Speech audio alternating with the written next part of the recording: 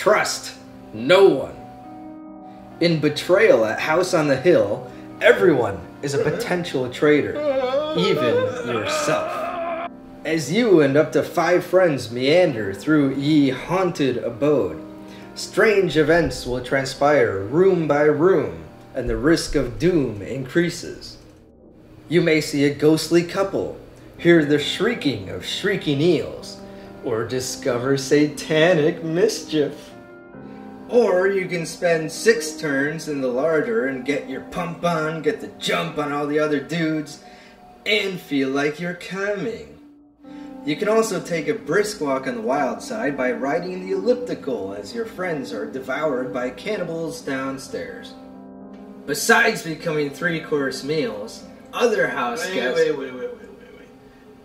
How can it be a 3-course meal? Like, a dude is one thing. That's... Like, dude would be one. Legs, torso, genitals. Yeah.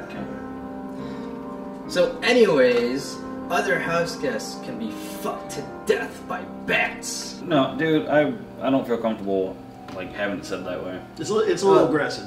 Yeah, a little bit. We can either make the video, or we cannot make the video.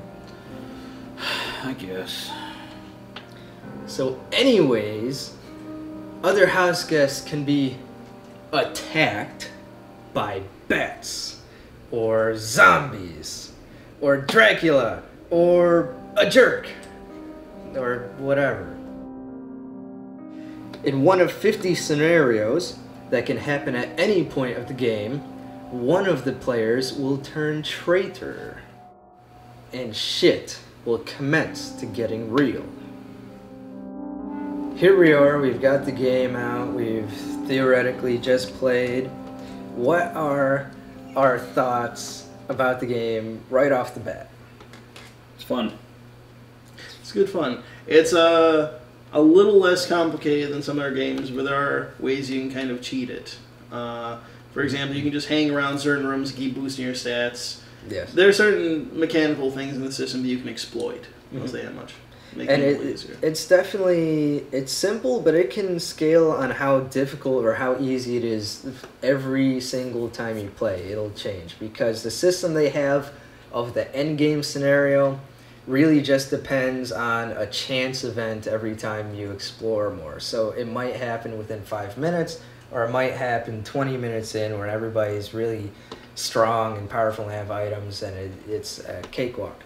I will say, though, a lot of times it seems like the person who does end up turning traitor, a lot of times they seem to get the short end of the bargain. Like, you would think that they would be like this overpowering force, but a lot of times it seems like they're taken out too easily, I would say. But again, that's only if you're exploiting the game by, say, spending a whole lot of time in the areas to keep giving you strength or speed. Yeah, although I will say that there are some scenarios for the traitor that are really, like, there's one with bats that every turn they just get like a dozen more bats, and it's almost impossible to fight them off. Yeah. Unless you have certain items or something that makes it easier. I know, like, some rooms, like, for example, the collapsed room, if you enter it, you have to beat a challenge, like you got to roll a certain die amount to escape. If not, you might get injured, or I think actually in that room you might fall to the lower floor, because this game's actually broken up into first floor, second floor, and basement. So, which again helps randomize the game, because you pick random room tiles, then you have 3 levels of each area, and you have to find certain things to access each level. So it's you can get trapped in the basement, for instance, when the haunt happens or the end game or whatever, and just be trapped there and have no way out. Yeah, which again is kind of a mechanical problem, I think. But it's exciting too, because theoretically you could fall through the floor, end up in the basement, but then you have to find the stairs by exploring different rooms. So I mean, it's hit and miss. Yeah, it's pretty fun. I will say this game it's pretty easy to pick up. A lot of it is explained in the game and on the tiles and on the cards, and that you don't have to remember much to play, and there's a very easy learning curve, which makes it a fun party game. Yeah, it's actually a very good game to bring new people in fold. If you want to convert someone to nerdism, it's a good it's a good first step. You know, it's the gateway drug to nerdism. So it's also good. it is definitely a good gateway to nerdism because there are plenty of role-playing elements. Would you say so? Yes. Yeah. Each character has a different stats, different. One guy might be stronger than the other guy. One guy might be smarter, so forth. Then you also say like their hobbies, their birthdays, like which do athlete. surprisingly have small effect in the game. Like one guy might have like piano as a hobby, and then one of the end game things you have to do is go to the organ room and get that started. Play a haunted piano to. Yeah, I mean, but if you don't have that character out, then you just got that much more of a challenge. I'll say too, as an aside, very good game for fans of like traditional horror series of any kind, really, because there's supernatural horror. There's one of the haunts, maybe like there's an axe murderer, there's cannibals, there's ghosts, there's even aliens on one, which seems to be a little. Of course, then they can get into the more crazy stuff. Like there's a amorphous blob that wants to eat all of you, and you have to a giant escape. snake, or the house might be sucked into a whole new dimension that you have to get out beforehand. Yeah. So the game sounds fun, but there are definitely some drawbacks. Specifically, a shit fuck ton of tiny pieces. Yes. Yes, and at least 15 minutes per game. Well, maybe, I don't know, 5 minutes, 10 minutes, something like that, will be spent just digging for these little tokens that are very difficult to organize in any way. And they just have these little texts that say bat or dog, and you have to find 10 bats a turn, and it's out of like a 100 monster. pieces or something. Yeah. Yeah. So that's Logistically, It's a little tedious, but yeah, it's worth it. I'd say. it's good fun. Yes. So final thoughts. Well, you kind of just gave them, but other final thoughts. I would recommend it to most people. The nice thing about it is that I bought it years ago, but from what I remember, it's a little less expensive than other. Because complicated board games like this, European board games and like tend to be a little more expensive than most of our games.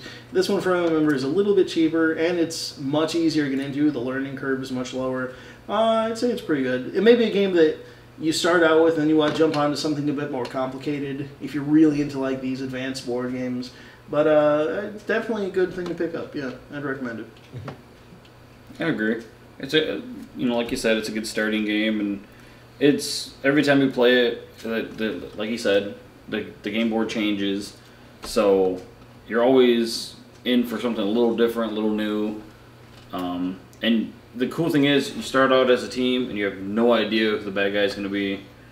So it's a nice little game for